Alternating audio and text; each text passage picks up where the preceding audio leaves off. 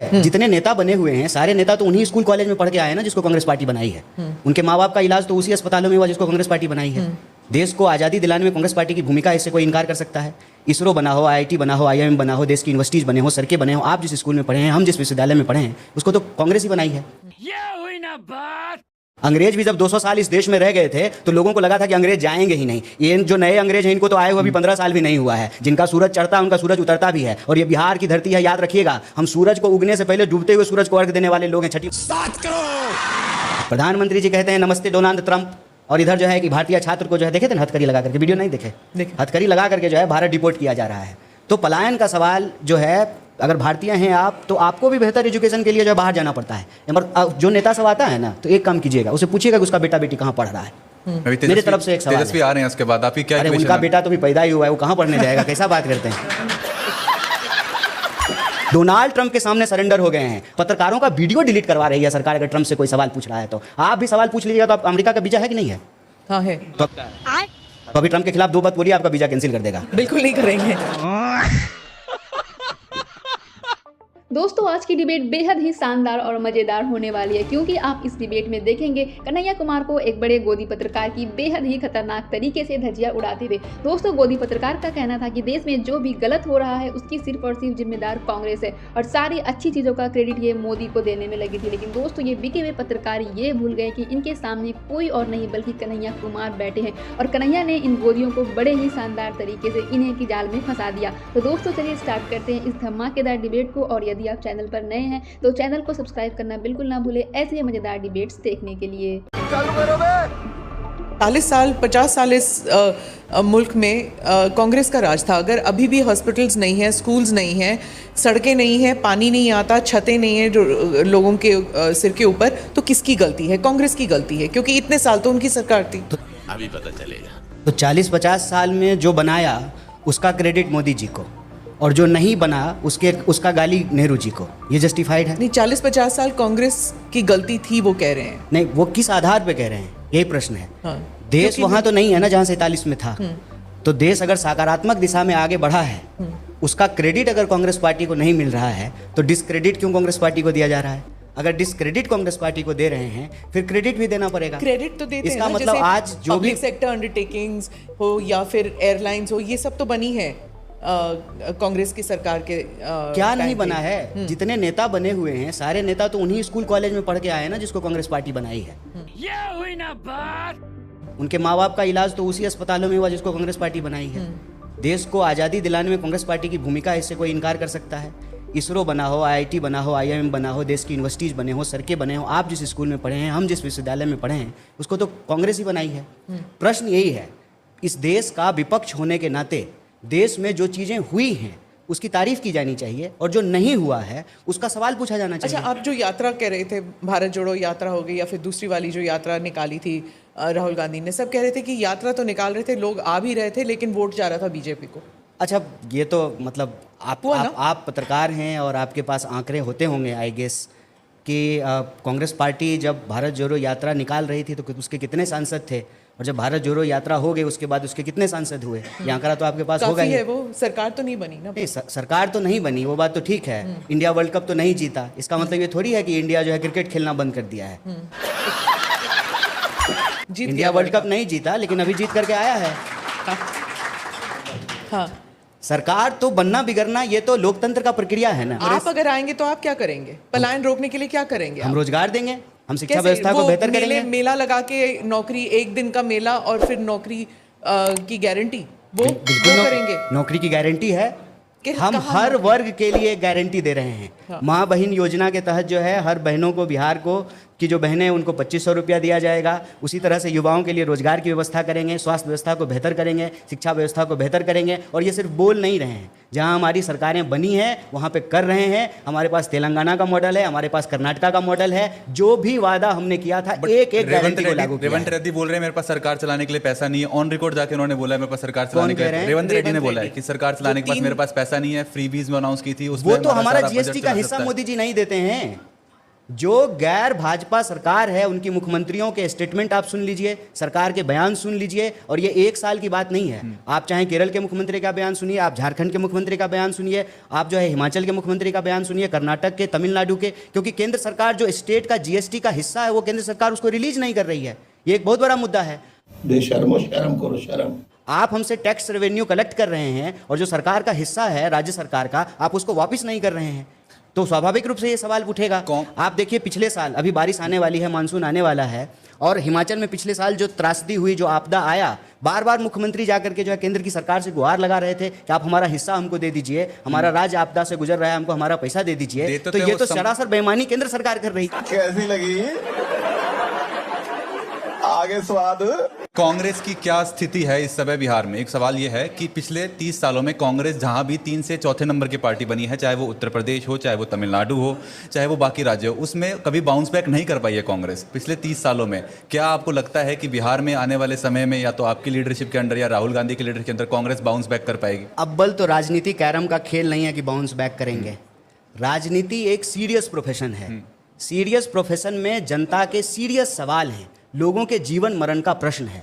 और आपको मैं बता दूं, हम कितने नंबर की पार्टी हैं ये इंपॉर्टेंट नहीं है, लोगों का सवाल उठाने में हम नंबर 1 होंगे। और बिहार के अंदर, बिहार के लोगों के साथ किसी भी कोने में कोई भी अन्याय होगा तो सबसे पहले हम लोग जो है तिरंगा झंडा लेकर के सड़कों पे उतरेंगे, चाहे वो मुजफ्फरपुर के बलात्कार का मामला हो, पलायन का मामला हो, नौकरी का मामला हो। कल 12 तारीख है, पूरे राज्य में हर जिला मुख्यालय में रोजगार के सवाल पे जो है सरकार के सामने धरना देंगे। जो पहले हुआ करता था एक एम्प्लॉयमेंट एक्सचेंज जिसको बोला करते थे, उसके सामने जो है धरना देंगे। हमारा काम है जनता के मुद्दों पर उनके न्याय के लिए संघर्ष करना। कितने नंबर की पार्टी हैं, कोई टी शर्ट बेचने के लिए थोड़ी आए हैं कि कौन सा नंबर का शोरूम हमारा चल रहा है। जनता के लिए लड़ना ये हमारी प्राथमिकता है। और बाउंस बैक करने का जहाँ तक सवाल है, तो देखिए जब भी किसी भी तरह की हेजेमनी बन जाती है ना, तो लोगों को लगता है कि ये तो होगा ही नहीं।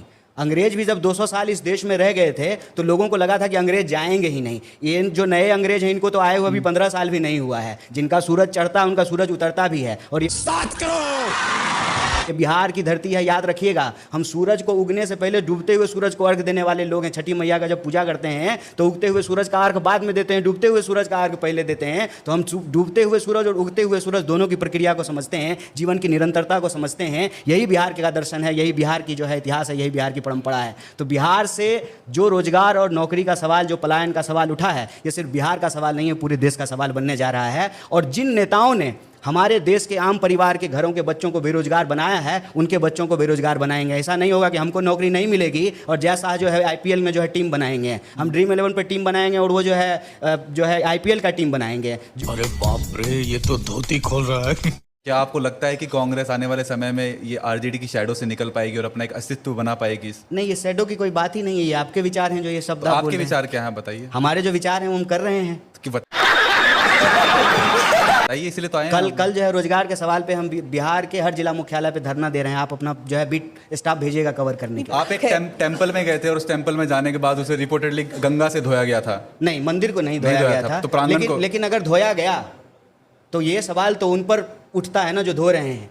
ये जो आज इतने साल के बाद 21वीं सदी में भी जो ऊंच नीच की मानसिकता नहीं छोड़ रहे हैं, जब देश में संविधान का शासन है, जिस संविधान के शासन में कहा गया है हम भारत के लोग, क्या ब्राह्मण, क्या दलित, क्या हिंदू, क्या मुस्लिम, क्या महिला, क्या पुरुष, हम भारत के लोग हैं। जो इस भारतीयता की परंपरा में विश्वास नहीं रखते हैं और ऊंच नीच की मानसिकता रखते हैं, शुद्ध अशुद्ध की मानसिकता रखते हैं, वही मंदिर धोएंगे हमारे जाने से। नहीं तो बताइए, मेरा तो नाम कन्हैया, मेरे नाम में ही जो है ईश्वर का नाम है। बताइए।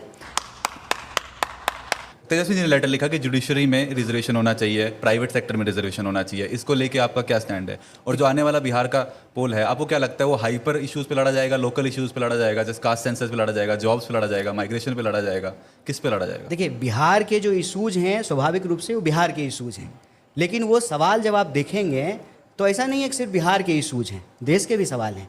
महंगाई का सवाल हो, शिक्षा का सवाल हो, रोजगार का सवाल हो, स्वास्थ्य व्यवस्था का सवाल हो, पलायन का सवाल हो, वो जो है बिहार के सवाल तो हैं ही। लेकिन ऐसा नहीं, देखिए जो देश के लोग बिहार के लोगों के साथ करते हैं, भारत के लोगों के साथ वही व्यवहार जो है अमेरिका में किया जा रहा है।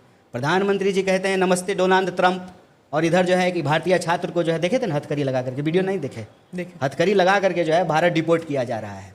तो पलायन का सवाल जो है अगर भारतीय हैं आप तो आपको भी बेहतर एजुकेशन के लिए जो है बाहर जाना पड़ता है, MIT में जाना पड़ता है, हार्वर्ड में जाना पड़ता है, आपको ऑक्सफोर्ड जाना पड़ता है, आपको लंदन स्कूल ऑफ इकोनॉमिक्स जाना पड़ता है। बिहार के लोगों को भी पढ़ने के लिए जो है देश में अपने राज्य से बाहर जाना पड़ता है, रोजगार के लिए बाहर जाना पड़ता है, काम के लिए बाहर जाना पड़ता है। आप चले जाइए पंजाब हरियाणा में, कनाडा जाने के लिए, वीज़ा लगाने के लिए कितना सारा जो है दुकान खुला हुआ है।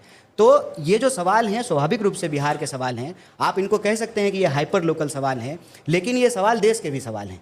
बिहार का चुनाव स्वाभाविक रूप से बिहार के मुद्दे पर लड़ा जाना चाहिए, और बिहार का सबसे बड़ा मुद्दा ये है, आप कहीं चले जाइए, नौकरी एक बहुत बड़ा सवाल है। किसी सेंटर पे चले जाइए, पटना चले जाइए, भागलपुर चले जाइए, मुजफ्फरपुर चले जाइए, पूर्णिया चले जाइए, रोहतास, सासाराम चले जाइए, गया चले जाइए, बेगूसराय चले जाइए, हर जगह विद्यार्थी जो है वो जो है छोटे छोटे कमरों में करकट जो है ये 44 डिग्री टेम्परेचर में जो है इतना तपता है, उसमें जो है दाल भात चोखा बना करके खाता है, दिन रात आंख फोड़ करके पढ़ाई करता है। जब नौकरी का बात आता है तो प्रश्न पत्र लीक हो जाता है, समय पर बहाली नहीं होती है, वैकेंसी नहीं निकलता है। और देखिए बिहार का स्थिति है ना कि नौकरी नहीं मिलेगा तो ब्याह नहीं होता है, ये सच बात है।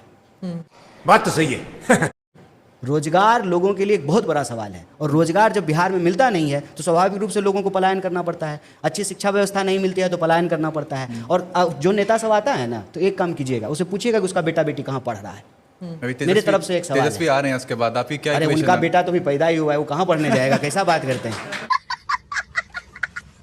अरे जिसका बेटा बड़ा हो गया उससे पूछिएगा उसका बाल बच्चा कहाँ पढ़ा है। आपकी नहीं, और आप भी तो JNU गए थे और वो भी तो दिल्ली गए हाँ, थे ना? मैं नहीं जाता, DPS, हाँ। मैं नहीं जाता अगर JNU यहाँ होता। हाँ, अच्छा, अगर यहाँ एम्स में अच्छा इलाज होता तो नहीं जाता इलाज कुछ कराने ही के लिए। महीनों में बिहार के चुनाव होंगे तो राहुल गांधी यहाँ पर कैंपेन करेंगे। ऑलरेडी उन्होंने कह दिया, नरेंद्र सरेंडर का जो नारा दिया था, क्या आप लोग इसे उठाएंगे इस इलेक्शन में? प्रधानमंत्री नरेंद्र मोदी ने डोनाल्ड ट्रंप से कब सवाल किया है, भारत के हित में कब सवाल पूछा है?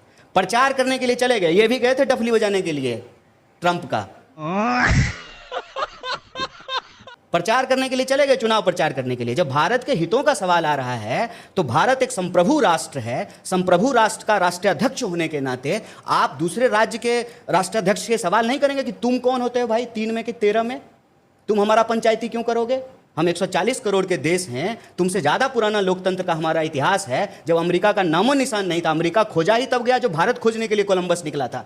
तो उस देश के राष्ट्राध्यक्ष जो है वो हमसे पहले कहेंगे कि वो जो है मध्यस्थता करवा दिए। वो कौन होते हैं मध्यस्थता कराने वाले? सरेंडर करने का मतलब ये है कि युद्ध विराम की घोषणा प्रधानमंत्री करते ना, युद्ध विराम की घोषणा हमारी सेना करती, युद्ध विराम की घोषणा विदेश मंत्री करते, युद्ध विराम की घोषणा वही सोफिया कुरैशी करती जो बार बार आकर के ब्रीफिंग दे रही थी, क्या कार्रवाई हो रही इसकी जानकारी देश को दिया जा रहा है कि ट्रंप ट्वीट करके बताएगा कि युद्ध विराम हो गया है। कौन है? Not bad. Now you. है वो ये कहने के लिए कि युद्ध विराम हो गया है। तो हम कह रहे हैं कि नरेंद्र मोदी डोनाल्ड ट्रंप के सामने सरेंडर हो गए हैं। पत्रकारों का वीडियो डिलीट करवा रही है सरकार अगर ट्रंप से कोई सवाल पूछ रहा है तो। आप भी सवाल पूछ लीजिएगा। तो आप अमेरिका का वीजा है कि नहीं है? हाँ है। तो अभी